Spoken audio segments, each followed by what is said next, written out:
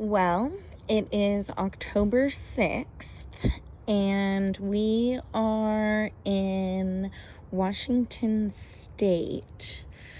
So we are still having these Kiwano melons are still going. And there's still a couple of them. It looks like about 2 of them. I've harvested one, and then there's that one are actually ready to go. But the rest are still actually growing. And, I mean, there's still babies on here. And there's a whole bunch more.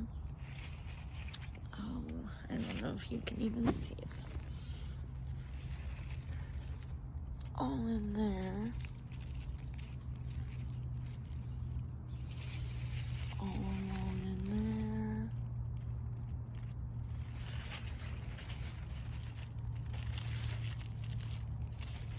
They're just everywhere in here, but they're still not quite yellow.